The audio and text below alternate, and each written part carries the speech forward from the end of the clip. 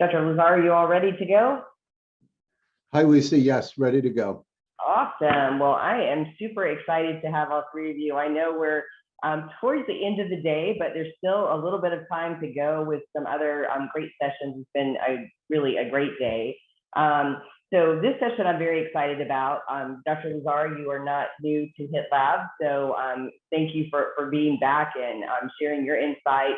We're talking about wearable digital diagnostics and emerging technology around cardiology or coronary heart disease. I've got joining Dr. Lazar, we've got Dr. Asif Ali from Houston, Texas, and Dr. Effie Andrikapulu from Birmingham, Alabama. So I am so excited to have you both here to share your thoughts afterwards. We're going to start with Dr. Lazar, and then we'll go into a little bit of a panel discussion. So it's all yours.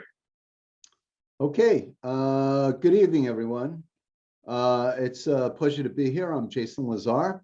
And despite a number of titles, I'm a practicing cardiologist and both a digital health enthusiast as well as digital health realist. Tonight's topic is wearable digital diagnostics and emerging technology in coronary artery disease. And as you are well aware, wearables are a growing domain in terms of digital health technologies. Wearables are defined as electronics, mechanical technologies, and functional materials that are attached to the body without any support from the hands. And it was in 1981, Steve Mann invented the famous 6502 based multimedia, which was a computer worn as a backpack, which also had photographic, video, and texting capabilities. 2006 was a landmark year when Nokia put out its 5500 Sport, which was really the first consumer device with built-in accelerometer. The New York Times labeled wearables as epidermal electronics, and in 2014, Goldman Sachs described wearables as one of the 5 key verticals of adoption, along with connected cars, connected homes, connected cities, and the industrial internet. Wearables consist of basically 3 components: a sensor, processors, and an internet connection. And technological advances and declining cost have allowed and afforded ubiquitous connections. The wearable market has grown exponentially from the days of early simple wearables and being fitness trackers and activity monitors to more than 300 devices marketed before 2016 alone. Some 40% were fitness trackers, some 40% were lifestyle and computing, and only 10% have been adopted into healthcare. And literally every day, new smart wearable devices are being launched. The current market is roughly $20 billion globally, and it's estimated that by the year 2025, this will become a $45 billion industry, with growth nearly throughout the world, but the largest rates of growth in Asia Pacific. Here are some examples. The Fitbit Flex on the left side of the screen. This is a wristband which monitors physical activity and heart rate. People are probably familiar with Apple's Series 7 model, which has oxygen saturation, sleep tracking capabilities, and an FDA ECG electrocardiogram sensor. It also calls the police if the wearer is not moving and they suddenly take a decline in their height. An interesting device, not purely a wearable, is the Cardia, which is a medical grade ECG recorder with a 6-lead ECG option, simply by placing fingertips on the pads.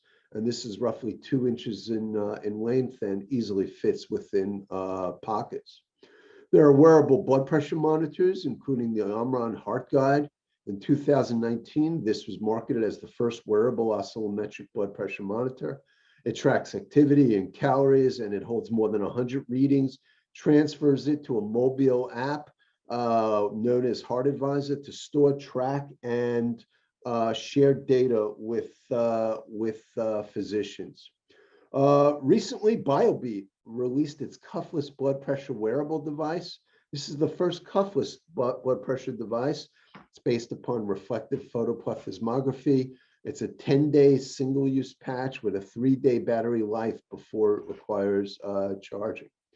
Wearables come in all shapes and sizes, from shirts to shoes, even rings. This is the Aura Ring. It's a titanium ring, less than 1/4 of an ounce, and it's equipped with infrared LEDs, temperature sensors, an accelerometer, and even a gyroscope.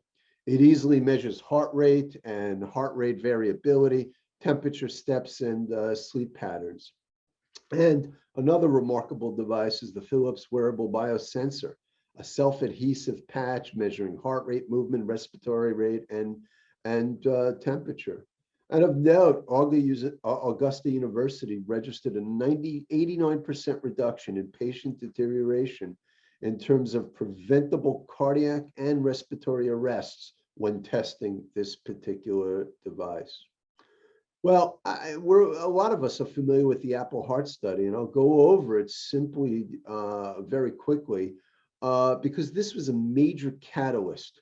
This was a virtual study of some 74,000 patients over an 8-month recruitment phase done in 2019 in the United States. The aim was to evaluate the ability of an irregular pulse notification algorithm in terms of identifying atrial fibrillation with the use of the smartwatch. Eligible candidates for participants, I should say, were greater than 22 years old. They already owned an Apple Watch, no prior history of AFib, and no anticoagulation. Participants downloaded the study app and checked, and this allowed them to check their eligibility, provide consent before activation of the irregular pulse notification system. And upon activation, an algorithm evaluated the heart rhythm using photoplethysmography, which is LED lights to measure changes in blood flow. Pulse signals were used to just generate a interval graph tachygram, and this was classified as either regular or irregular. And if irregular pulse notifications were signaled with 5 out of 6 tachygrams, within 48 hours, there was a telemedicine consultation with a physician who determined further evaluation. Participants were then mailed an ECG patch to wear up for 7 days to confirm the arrhythmia. And the positive predictive value of a single irregular tachygram was 71%. That is 71% of episodes in which the tachygram detected an irregular pulse. An ECG also detected atrial fibrillation. This was an impressive study and really a virtual study without any direct involvement of a research team, remarkably enough. And AFib detection was a novel utility of the smartwatch, which had already been used in the marketplace. And obviously, this represented a new opportunity for collaboration between tech companies that manufacture devices and that are collecting data, as well as researchers and consumers. Well, over the last decade or so, there's been a variety of sensors ranging from blood pressure, glucose meters, pulse oximeters, all kinds of things that have various connectivities via Zigbee, Bluetooth, USB, Wi-Fi, etc. They then aggregate and compute these various signals that are detected by the sensors, and they provide a variety of services, including disease management, diet, fitness, health services, etc.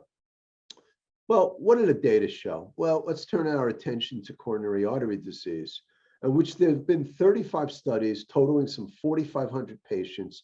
And all in all, using these step trackers, the studies show an increase of more than just under 2,600 steps per day. And the amount of daily activity increased, on a weekly basis as well. Well, there have been a rapid growth in the number of cardiology studies that have been conducted using wearable activity. Shown above is the fact that almost half of them are in cardiac rehabilitation, Most are cross-sectional, using triaxial detection algorithms, most worn around the waist and the hip, interestingly, and most totaling a duration of monitoring of about 60 seconds.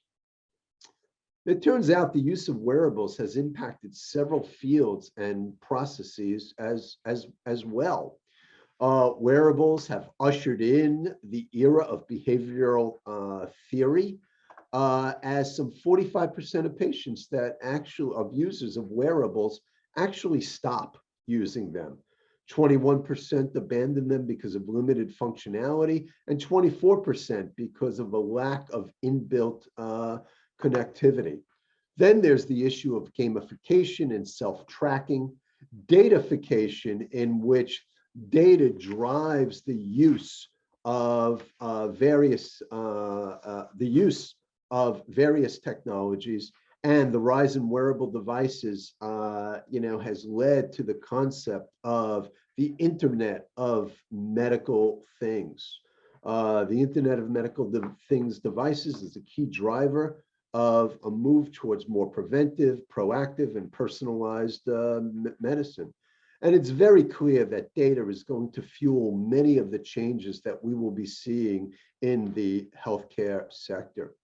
So once again, using a variety of different locations, a variety of different sensors, providing various measurements and clinical applications, a lot of information can be obtained for diagnosis, prognostication purposes, and even therapeutic. Here's a study called the MyCourse study of risk reduction, some 200 patients who presented to the hospital with acute myocardial infarction.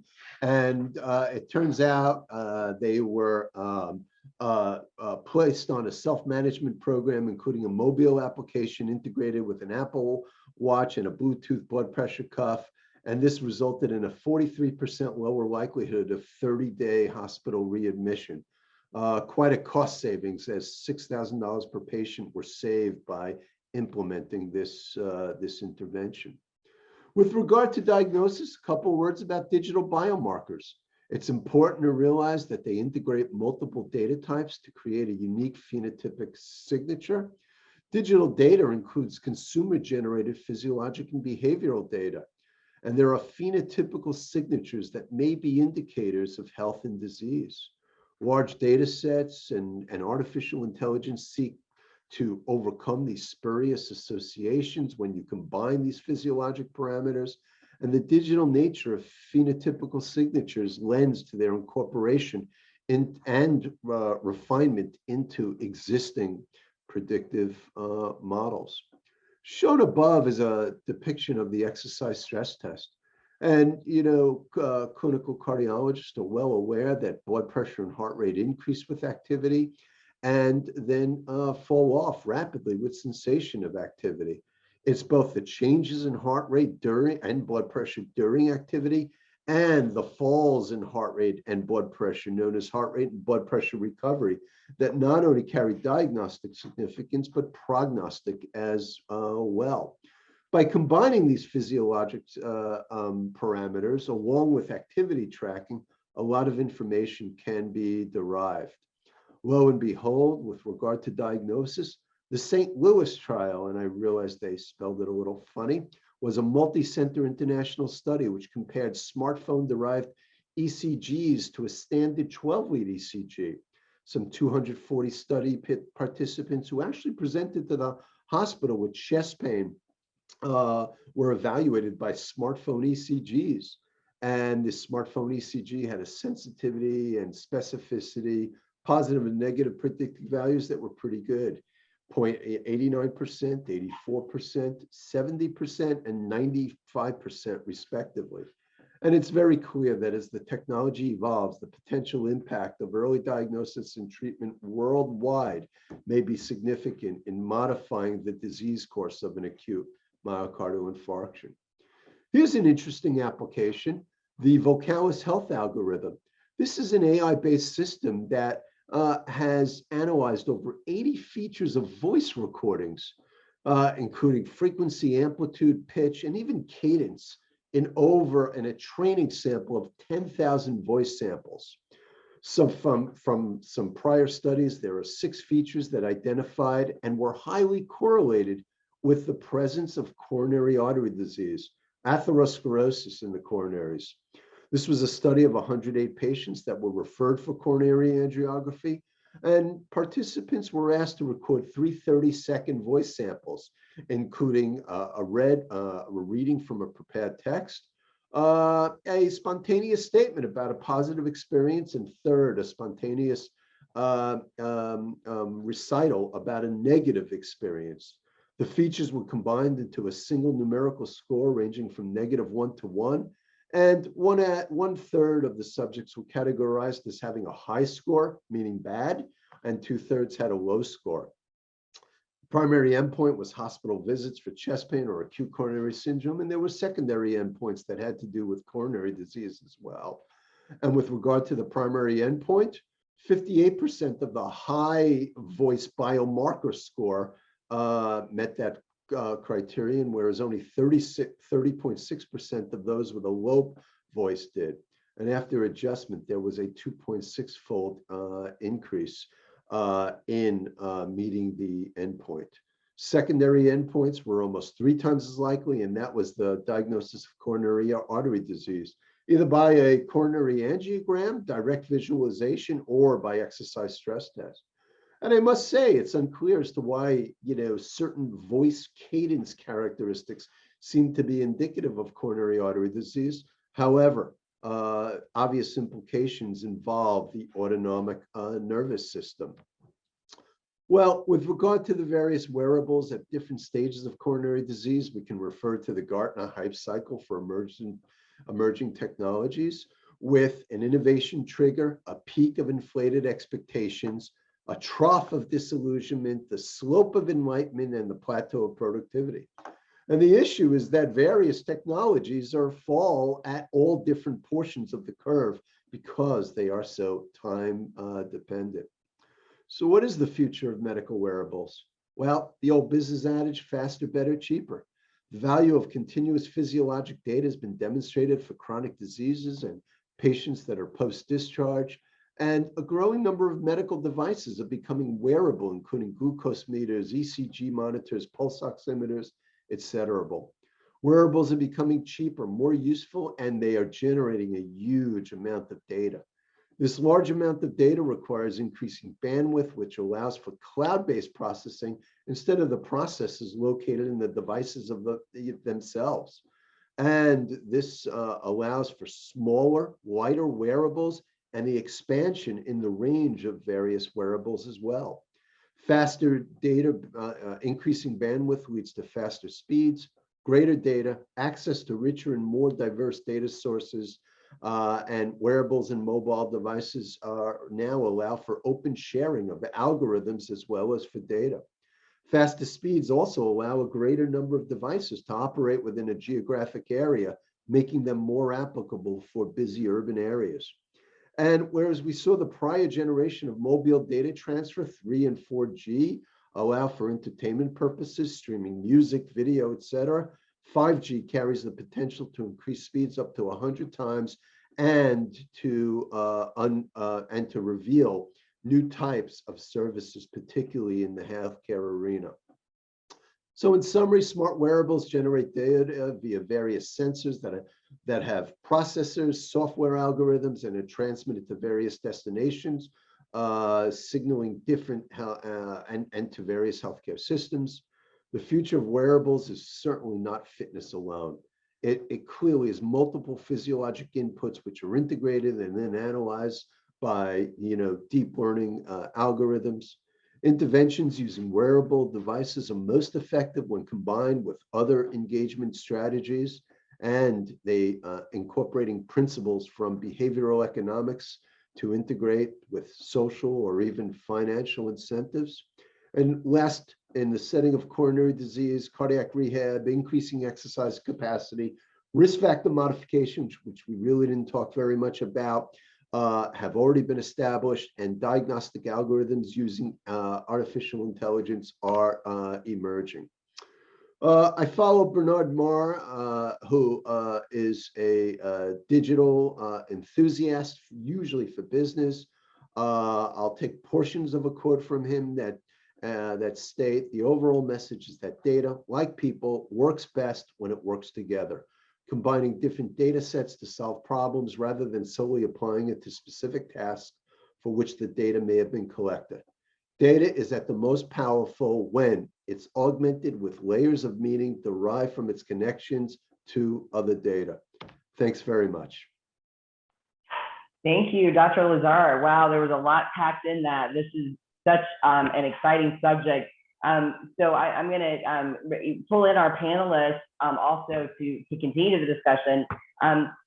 Dr. Ali, so you are a clinical assistant professor at UT Health in Houston.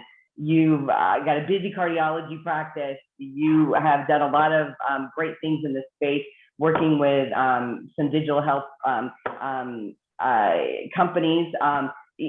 Share a little bit more and tell us your insight on where you see the markets going and what the opportunity is here. Sure. So thank you for that. And oops, I think a little bit frozen here. Can you hear me okay? Yes. Okay. So a little bit frozen here, but I will tell you that I've done probably now in my 9th company in the space. And I will tell you that wearables are really driven by the consumer. So when I was working as a medical correspondent for Fitbit, for example, in the Fitbit era, there was quite a bit of participation by the consumer rather than the physicians, prescribing wearables. And I was on iHeartRadio recently, and I think the premise of wearables is that patients and consumers are collecting data, and really our visit with the patient should be an audit of the data that they've collected so we can make good decisions between the office visit. That's really where medicine is practiced. But we have to be very careful on the data that we are collecting. And there is a big difference between consumer versus medical grade products. There's a difference between FDA approved, which is really benefits outweigh the risk that require clinical testing, and FDA cleared, which is substantially looking at if the product is similar to another product out on the market. So that really requires randomized control trials. And in my belief, we must really establish standards of care like we do in cardiology. We have levels of evidence, level 1, 2A, 2B, 3, and 4, when we look at products that we use for medications or devices. And I think that should be brought into play in the world of wearables. Consumers are collecting data, they're bringing us data, and the question that we need to impose is that data good enough to make medical sound decisions? And if it isn't, then we need to hold industry at a higher level. That's awesome. Thank you. Thank you. That's really insightful too on where we're going. Dr. Andrika Palulu, you are clinical assistant professor. Sorry, I said that incorrectly. The assistant professor at the UAB Medicine in Birmingham, Alabama. You recently finished your MBA, so that is kind of rounding out some of your thoughts and work with digital health companies in addition to your day job. What are your thoughts? And I think you had some kind of insights around maybe even health equity as it relates to wearables and cardiology. Yes, thank you so much, Lisa, and thank you to HITLAB for setting this up for us. This was great. I will echo Dr. Ali's thoughts with respect to the wealth of options that we have now at our disposal as consumers at this point. And I do want to add one important thing, that as clinicians, we do have to get educated in terms of prescribing different tools to our patients. Expanding to that thought, I do want to point out the important aspect of digital health equity. We do hear a lot about all of these new tools, wearables. The market is vastly expanding by the second, honestly. And the big issue at this point is to take this opportunity that we have to make healthcare right and design it right from the start. That means that we have to take into consideration digital health access and digital health literacy as we build and implement these tools, both from a consumer standpoint as well as in our clinical practice. We now know that there's 30 million Americans who do not have broadband internet access. We also know that there's 24% of Americans living in rural areas, particularly, who only own cell phones and not smartphones. We also know, we have data that shows that digital health access and literacy are now considered social determinants of health, because not only do they ensure access to things like housing, education, transportation, and social services, but also at this point to healthcare itself.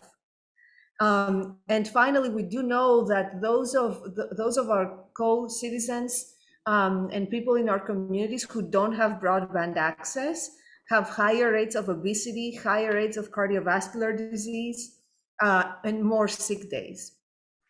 And so it's imperative to make sure that when we build those wearables, we take into consideration all of our communities. And we don't limit our testing and our trials to only those consumers who have access and already have the digital health literacy that it takes to use them. Because this is all great, and I myself am an enthusiast of digital health. But even with research that we've done at the University of Alabama at Birmingham, we're in the South, and we have done research that shows that social determinants of health, like our patients' zip codes and their income, and the mix of the neighborhoods they live in, determines how fast their cardiovascular disease progresses. And these wearables give us a unique opportunity to be able to take care of our patients, not just when they're in our clinic, but just like Dr. Ali and Dr. Lazar said, everywhere, 100% of the time, and not 1% of the time that they spend in our clinic.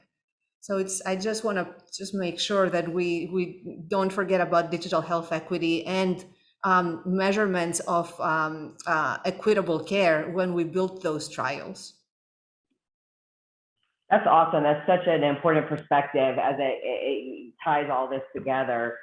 There is one question from the audience. If any, I'll just throw this out to everyone.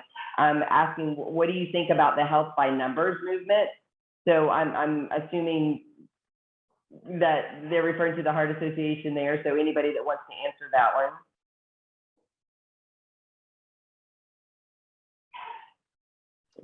I think everybody's on mute. I could start us off. A personal reflection is that I'm very supportive of it. I think the numbers, so health by numbers really refers to a series of parameters, including body mass index, activity, a variety of other parameters that patients themselves should strive for. This is a form of patient engagement.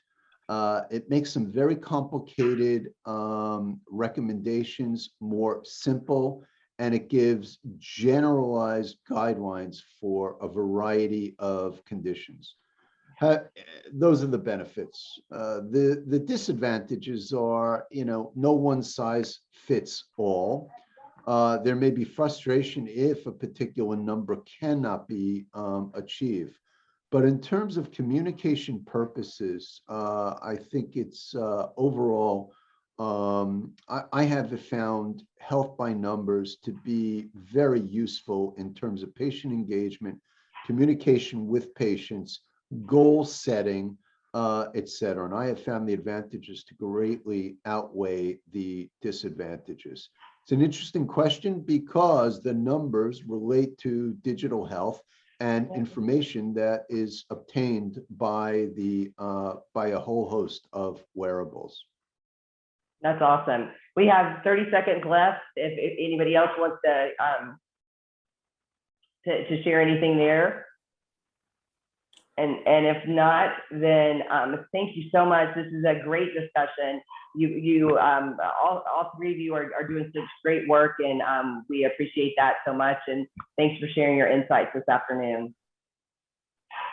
Thank you so much. Thank you, everyone. All right. Bye-bye.